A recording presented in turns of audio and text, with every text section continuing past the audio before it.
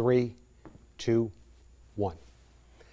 And good Wednesday evening, everybody. I am Chief Meteorologist Dave Turley. We thank you for joining us for this Weather Now update on what's happening here with Hurricane Florence. We're continuing to monitor the progress of this and see what the potential impacts are going to be on our area. Now, we thank you for watching us however you may be on our WTOC First Alert weather app.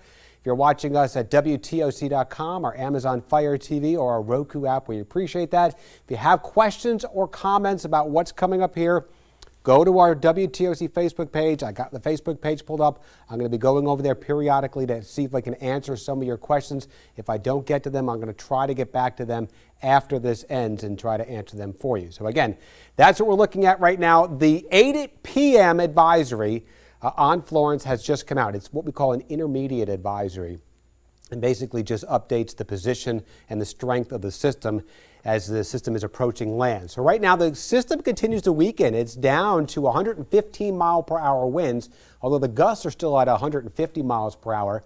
And you can see it's moving out to the northwest at about 16 miles per hour, getting very close to the Outer Banks of North Carolina. Actually, some of the outer bands looks like that, trying to get into parts of the Outer Banks as well. So let's go ahead and show you how far. It's about 500 miles or so, just under 500 miles, almost due east of the Savannah area. It's a little bit south of east as it continues to work its way northward. So it's passing our region here for right now and will continue to move through our area north and east of our area as we head through the overnight. Where is Florence going to go? That is, of course, the big question. And here is the latest track. This is the 5 p.m. Track from the Hurricane Center. Again, the next advisory with an updated track, hopefully not an updated track, but at least the newest information coming out at 11 p.m. And what we're looking at here is now, if you were watching this morning, remember that this was supposed to return back to a Category 4 hurricane. The 5 p.m. advisory says, no, I think we're going to stay more of a Category 3 hurricane. But still, the track hasn't changed that much from what we were looking at this morning. It's still bringing the storm very close to the North Carolina coastline and really starting to slow the storm down. The steering currents are going to go away as that storm approaches. So even though it's moving quickly now, look how long it stays off the North Carolina, northern South Carolina coastline. Approaches it tomorrow afternoon, and then here Friday, it's still just off the coast or maybe just inland here near, I think it's New Hanover County, near Wilmington, North Carolina, and then moving right along the coastal areas here, even into Saturday afternoon. So again, it's not going to move all that much, and what that's going to do is generally weaken the system, thanks to the interaction with the land, providing a little bit more friction with air, losing its source of energy, which is the warm waters of the Atlantic, and also the very shallow waters over there. So we get more of an upwelling event out there as the system kind of churns over those same waters and kind of upwells the cooler water from down far below. That'll tend to make it lose its warm water source of energy, and that'll tend to weaken the system. Now, here's the official track, taking it further inland near Myrtle Beach, it looks like, throughout the day on Saturday, and then quickly weakening the system. You see on Sunday at 2 p.m., we're back down to a tropical depression, and then continuing to work its way on Monday at 2 p.m. into western areas of North Carolina. Based on that official track, we are looking pretty good for the area, but just barely. Now, this is going to be a fine line between who sees rain, who doesn't see rain. The reason we're looking good as far as any storm surge goes, because as long as that track continues, that storm remains to our north and to our northeast, putting us more on the west-southwest side of the storm. That means offshore winds are going to be occurring here. So that's good news as far as the potential for seeing any flooding. We don't expect that because, again, those offshore winds are going to continue out there. So that's definitely some good news. We do not have any warnings or watches in for our viewing area. We continue that hurricane watch from Edisto Beach all the way up north, just north of Charleston. Then we got the hurricane warnings up towards North Carolina, including the Albemarle and Pamlico Sounds up there for eastern areas of North Carolina. Now, what the impacts from our area, based on what we're seeing right now, based on that official track, we're going to have some gusty winds in here. We're talking about maybe tropical storm force gusts in the winds into our low country areas, especially Hampton County, Jasper, Beaufort counties, maybe even up towards Sylvania and maybe even parts of Chatham County. I can't rule it out at this point, seeing some gusts in there. Rainfall, the rain is expected to remain the heaviest areas of rain to the north of our area. So, again, that's going to be a fine line between who sees the rain or not. I'm going to show you different computer models. I got two different models to show you as far as their outputs. Flooding, not so much a concern as far as storm surge flooding.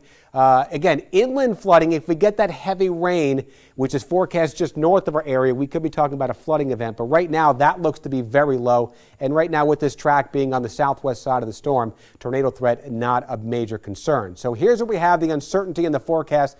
These are our two main models, some of the main models that we look at that you hear about, the GFS computer model and the European computer model, the ECMWF. Wind gusts from the GFS, they're keeping the system a little bit weaker because they're moving it inland more and keeping it to our north, and that would mean gusts for us 30 to 35 miles per hour if that was to come true. And rain, look at that, less than an inch out of that system right through Monday evening. Now, the European model brings it a little bit further southward, and it will be a little bit stronger as well. That means we could see winds gusting close to 70 miles per hour in our low country areas, certainly much less as you get lower. And I'm going to show you that in a second as well. Rainfall totals maybe 2 to 6 inches. So there's still a big uncertainty on how much we're actually going to get. Here's the GFS computer model showing that most of the rain through Monday at 11 o'clock occurring here in North Carolina and upstate of South Carolina from Myrtle Beach, north of Columbia. You see Savannah right now, maybe an inch of rain going through Monday at 11 p.m. Now, that's the GFS computer model.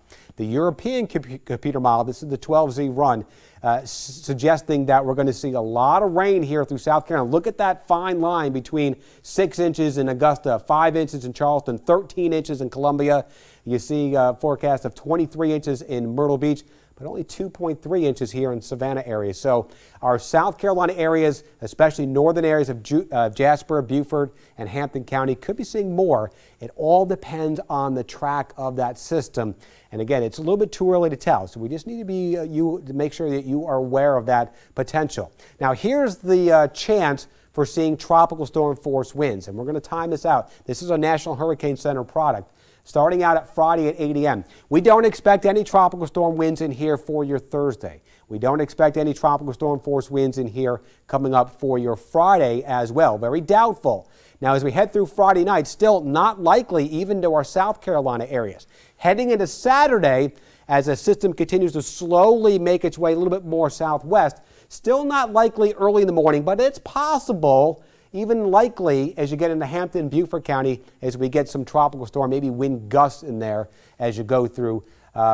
This is Saturday at 6 p.m. And you notice still doubtful here, especially south of the Altamaha River. You have the much lesser chance the further southwest you are watching here, actually into the Alma area, of seeing any tropical storm conditions for your area.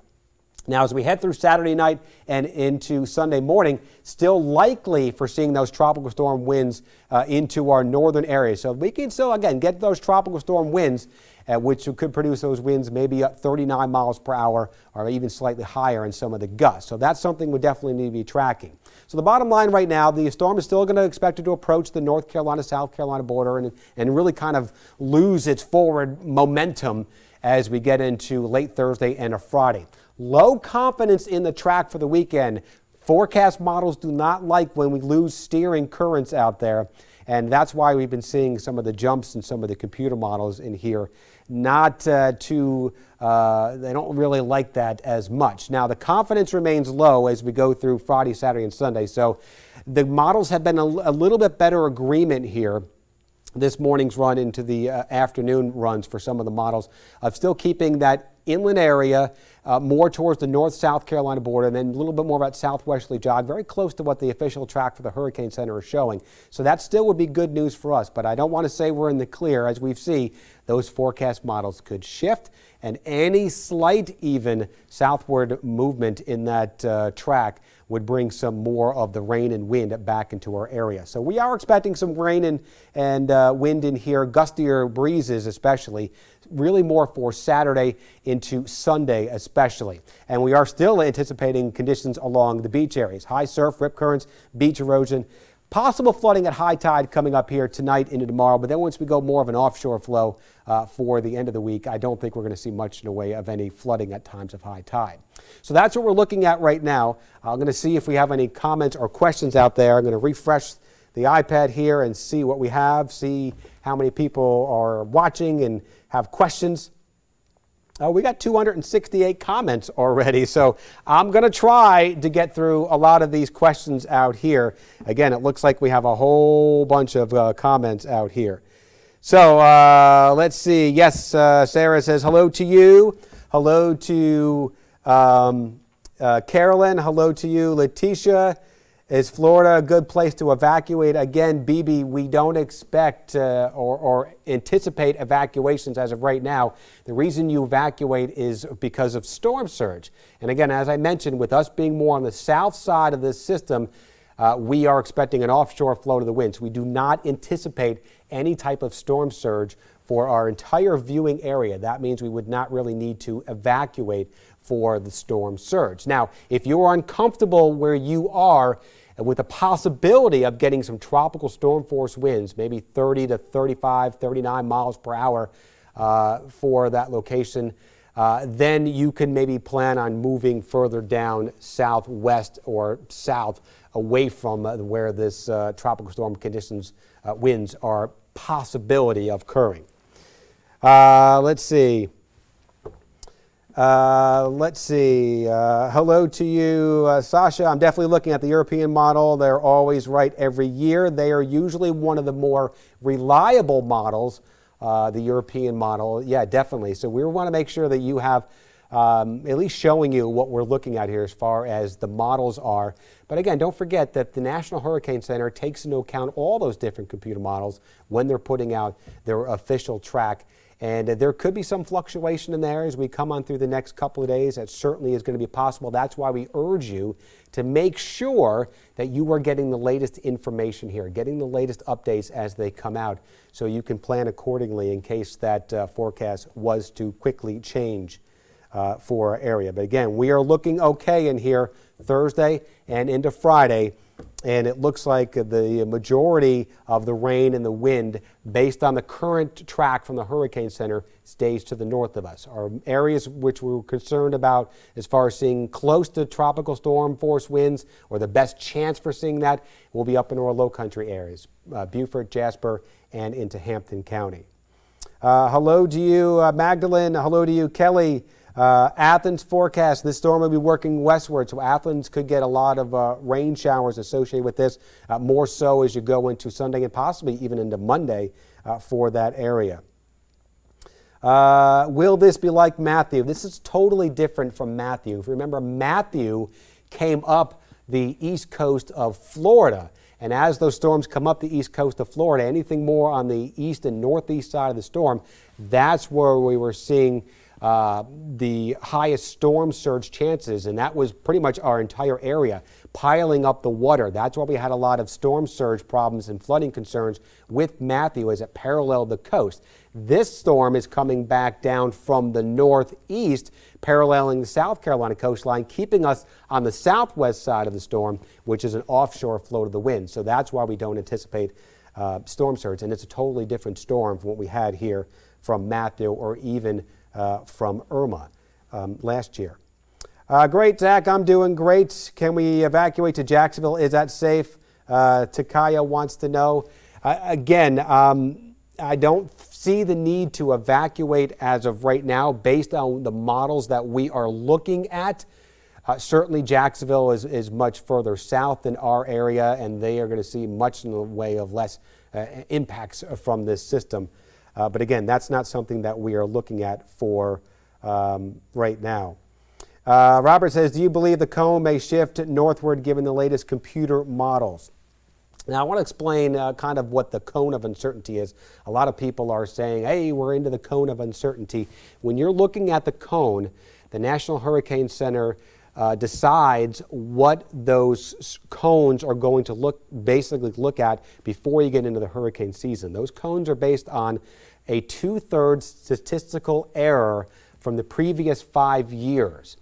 So when we're looking at a forecast period, let's say a 12-hour, 24-hour, all the way out to 120 hours, each time period has a representative circle that goes along with it. So you're looking at a 29 or a 12-hour forecast period. Well, that error, I believe, is 29 miles. So every time in 2018 hurricane season that you see a 12-hour forecast, you're going to have a 29-mile cone, and then a little bit more for the 24, and then a little bit more as you get out to the 36, all the way up to 211-mile error as you get out to the 120 miles. That's why you have that big circle in that forecast track out there. I'll put the circle back up here and I'll show you that. So that's why when people were saying, oh, we are back into the cone of uncertainty. Let me pull it up over on this computer here.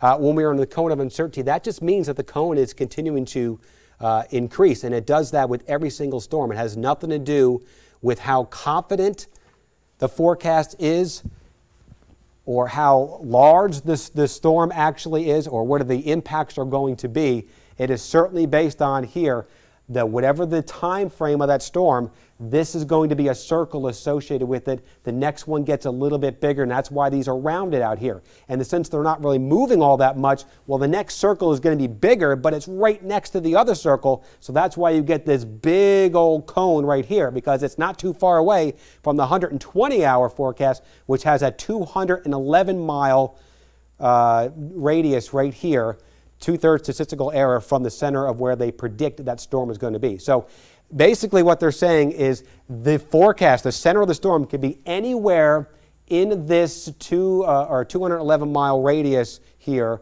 Actually, it's 422 miles from end to end, and it would be an accurate forecast. So that's what the cone of uncertainty is saying. Again, nothing to do with the strength or the size of the storm. Just to let you know and give you a little bit of information on that. Vicki, you're welcome for the updates. Let's see. What does it look like for Seafood Delaware? Family evacuated. They want to make sure we are safe. Delaware, I'm assuming you're going to be fine. This is going to be staying anywhere to your south out there. And the schools are closed because they might be erring on the side of caution out there. Again, we're looking at computer models. We showed you the computer models, what we're looking at here. Let's get into the winds, the forecast winds out here, and I'll show you exactly what some of the models are saying out here. And let's see, I'm going to show you both the European and the GFS winds, okay? So here we go. We're getting into the GFS. And this is Friday at 6 a.m. I've got it here Friday because we don't expect really anything going on here for tomorrow. Actually, it should be a pretty decent day. I want to show you that we start out, and these are gusts right now going for Friday out there. Notice it's generally 15 to 20 miles per hour. Even Friday night, general 10 to 20 mile per hour gusts. That means a lot less sustained winds. But as you get into Friday night and into Saturday, notice some of the gusts might try to pick up a little bit here, 20, 25 up towards Hampton. But it's really more of a Saturday night and into Sunday event when we could see some of the gustier winds. Now, the GFS never really has gusts over about 35 miles per hour. Again, a weaker system. They keep the storm a little bit further out to the north. And there you see, as we go into Sunday, as the storm is passing, it's more of that wind, generally at 20 to 25 miles per hour. Let's get into what we look at as far as the European computer model and what they are predicting as far as the winds. Now, again, this is going to be a little bit stronger in here because they're looking at the storm coming a little bit further south and being a little bit more of a stronger system. So winds gusting Friday morning, still not too much of a concern out here even for Friday, but by Friday night they bring in a little bit more in the way of some winds in here. So we got 34 mile per hour wind gusts getting into the Hampton area, and then Saturday they start to really get some of the winds, maybe 43 miles per hour in the gust Saturday morning. And then as you go through Saturday afternoon, here comes some of the stronger winds getting into Saturday night, and then there you go on Sunday with some gustier winds, and then kind of weakening a little bit as you go through Sunday night, and especially as the storm moves out of here on Monday. So those are the comparisons between the computer models, and again, it really all depends on the exact track. If that storm comes a little bit further south, we can see some gustier winds and some more rainfall. We're just not exactly sure yet where that track is going to go. Now, the official track does keep it to our north, so all I can stress is right now, continue to get the latest updates. We're going to have the 11 p.m. advisory coming up on the news at 11. Of course, you can find it on our WTOC First Alert weather app. That is a great place if you pull that up here of getting that information out here. We have a video on here showing some of the latest information. I'll have the 8 p.m. advisory out just after we finish this live feed right now. And you can also track out there where the showers are occurring with the live radar, hour-by-hour forecast. And it's just a great tool to get that local information. Now, another place to get that information, of course, is on our WTOC Hurricane Center page at WTOC.com. That does have the latest information, and there you can see the updated tracks. And we got 5 systems we're keeping our eyes on out there into the Atlantic. So it's a very active time in the Atlantic. You can see some of the probabilities over there as far as some of the winds and the rains, and it's a great place to get kind of a one-stop shop of all that information you'll need. So as for right now, again, that's the update which we have out there for you. The 8 p.m. advisory is out. Florence is just a bit weaker, 115-mile-per-hour wind, still a Category 3.